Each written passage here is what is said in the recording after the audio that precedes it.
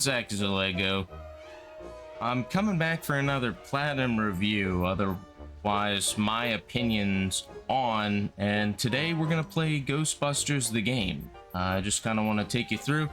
I really enjoyed this game. I just did the Platinum. It was pretty short actually, but we'll kind of touch all that. I don't have a script or anything for this episode. I'm just kind of winging it as I play. So let's go ahead and check out the options menu because I kind of wanted to dive into this. So the controls, it's pretty bare bones. This game does call itself a remaster. I use that term very loosely, but you can actually change all the controls in the game in this menu. As you can see, there's you have 4 different pieces of equipment. There's a jump, irregular movement controls, and the backpack just works like a gun in any other video game. But this is kind of where I wanted to get to. So the volumes, good stuff. They have different volume sliders, but for some reason the settings reset every time you launch and get off the game. So you'll notice lock to 30 hertz. I actually just want to show you what that's like whenever we load into the game, and every time you launch this game you have to change this setting. I'm not sure why that is. As you can see, it also just decreased my shadow detail all the time, so we'll turn that up to high again. I don't really know that it makes any difference. And then I actually have never seen the gold proton pack or equipping the gray flight suit, so I suppose we can check that out while we're here as well. The extras menu I don't really care about, and I don't think you will either.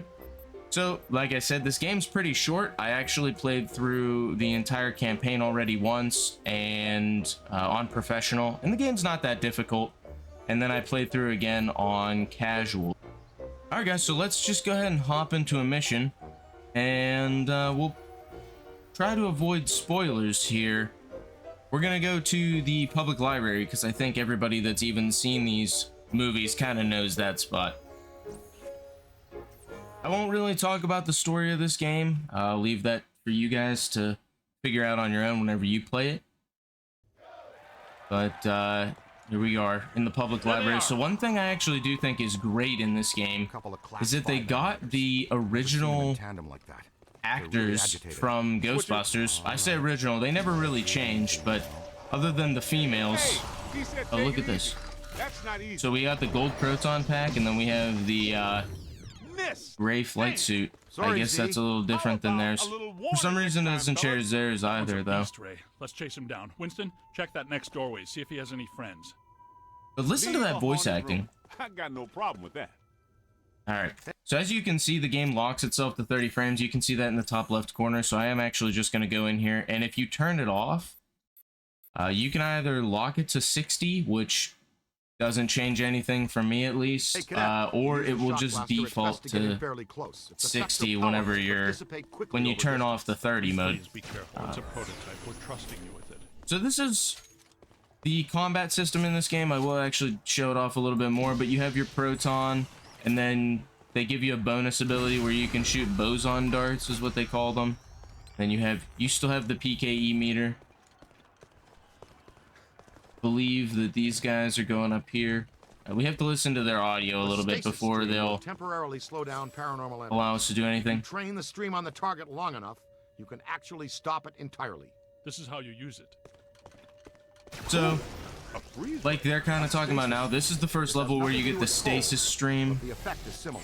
and then you get a little shotgun blast, and there are some other weapons in the game as well. The counter that you're seeing in the top left is your damage counter.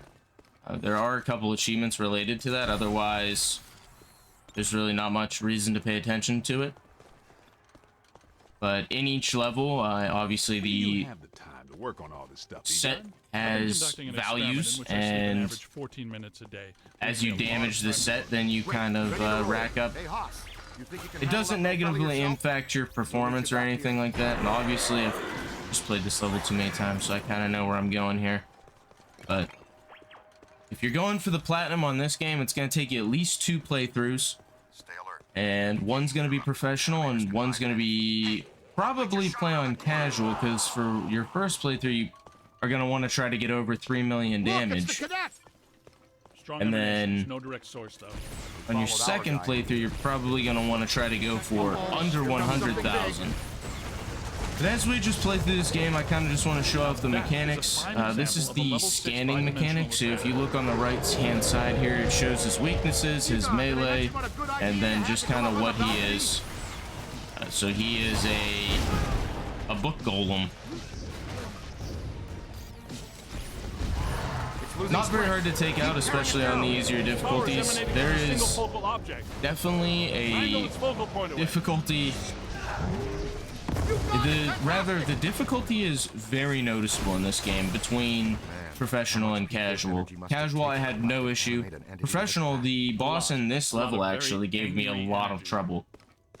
Some other things that I just kind of wanted to highlight in this game is you have upgrades. So this shows all the spirits and what they're weak to and everything like that. You have your objective, and then here is the upgrades tab for your weapons. So you gain money by capturing ghosts and finishing levels and whatnot, and then that money and picking up artifacts, which I'll actually go ahead and put on screen right now what the artifacts look like. You pick them up with your PKE meter, and then you just scan over them. That one that I'm showing you is from a different level. But that scanning artifacts gives you change, rather money to spend in the game, and you can buy different upgrades with it. So the blast stream focusing, this makes it so your proton stream doesn't wander. This makes it so you can fire it without having any deficit in your walking speed. Yes, it is her. If you want to actually see what will turn... Oh, actually, never mind. Apparently, you cannot turn off the gold proton pack. Look, and the meet us at the stairway door. Gray flight suit in game. So here we go. We're just gonna follow Winston, check upstairs Ray here down into the basement. Roger. She shushed us again. That witch. I was gonna try to get a scan off on her, but Ray wouldn't let me past him. These books kind of just start falling off the shelf. But yeah, otherwise, so this game calls itself a remaster. I don't really know how well they can use the term remaster. I believe if you look at this game came out in 2015 for the remaster. The original game came out in 2009. I think if you look at some of these textures, they probably look like they were from 2009 or the early 2000s rather. It doesn't really look like they did a great job on these textures. The voice acting is pretty good. The weapon isn't bad. I would say that the movement and the controls feel a little bit loose or clunky. So when you hit space, this is supposed to be your dodge. Now keep in mind I hit space now and it feels like it has a little bit of a delay on it, maybe a few frames, but it just feels very noticeable when you're trying to do fluid combat. Here we go, we'll scan the librarian here. Ooh, she keeps shushing us.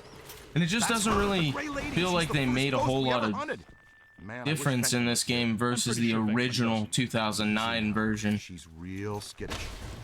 I did play this game on the Xbox 360 way back in the day, and I enjoy it. It's a good game. Still a very enjoyable game. And I don't think the remaster does anything wrong in particular. I just don't think it really improved upon the base game. So if you already own the original Ghostbusters from 2009, I can't really see why you would buy this. I also don't think this game's worth its original price tag. I actually can't think off the top of my head what it is priced at. I'm playing on PC, but I picked this up for pretty cheap. And I think for the price tag, I think it's a decent game. It has a decent trophy list. We'll actually just go ahead and take a look at that now. This is all the trophies. It has 40 on PC. Even the most difficult achievements being the keep it under 100,000 property damage in a second playthrough. I actually don't think that one was very difficult. But you have decent enemy variety in this game. I'll kind of try to show some off. You had the book golem, obviously, and then you have the paper construct. I think the story's pretty decent, and actually, Dan Aykroyd has been quoted saying that this game is considered the third film, obviously back when it came out in 2009, and I really could I could see why he would say something like that. The game does very well story-wise. Showing off. There was the paper construct. Now, normally there's an artifact right here, but since I've already beaten the game once, or rather, this is on a save that I've already beaten the game on, then I picked up the artifact when I was playing. I'll kind of just show off the PKE meter. Unfortunately, it's not going to show blue, but if it showed blue, that would mean an artifact was nearby. Now, when it shows green and red, green just means there's a paranormal activity somewhere nearby, and red means that there's an enemy in hiding somewhere. So if you have something in red, you have to kind of find it, and that usually indicates that there's an event happening. Or like you have to find the next ghost. Yeah, as you can see. Okay, guys, it's dead up here. Alright, so we're gonna go in here and we're gonna end up We may need to get back to you. fighting the original two here that showed us. I'm in some kind of a dark tunnel moving fast towards a bright light. Oof! Class 1 swarmers! Pesky but combustible. Another nice thing about the combat is it's almost like you're playing 4-player combat all the time. Your AI will act as other characters, other revivers. So it's not just a one-sided thing. Like, yes, I'm gonna go over and revive Ray here, but if I went down, Ray would also pick me up.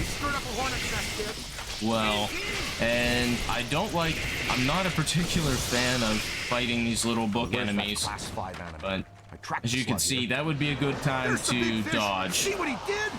Give him a new home. And here we go. So let's see. So he's weak to the proton stream. Countering enemies using their weakness actually does make a huge difference, and I think it's almost more required on higher difficulties. So as you're dragging around the enemies, you get a little slam meter. Everything shows up on your backpack, which I will actually try to explain. You can knock the ghosts unconscious by slamming them too many times, which makes them easier to just move around and manipulate, and then you do try to capture them in a trap here, and then you recover your traps. So, as you can see, same thing here. This one picks up stuff. If you look on the right side of my backpack, there's my health, my slam meter, and the thing that builds up on the right kind of shows when your pack is overheating so that you know when to reload.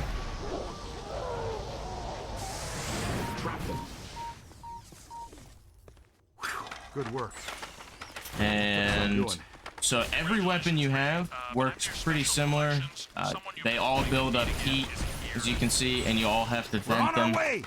So you can get different upgrades to decrease speed of heat generation, for total damage, all kinds of things. Every weapon has a second usage as well, so obviously you have the proton pack, and then you have the boson dart. You okay? You have the shock blast and the stasis stream. There is a slime gun that does slime tethering, and then you have, last but not least, the meson glider, I believe is what they call it in this game. And that's kind of just like a very heavy-hitting shot, but it heats up very quickly. And then on top of that, your secondary fire is a machine gun type rapid fire.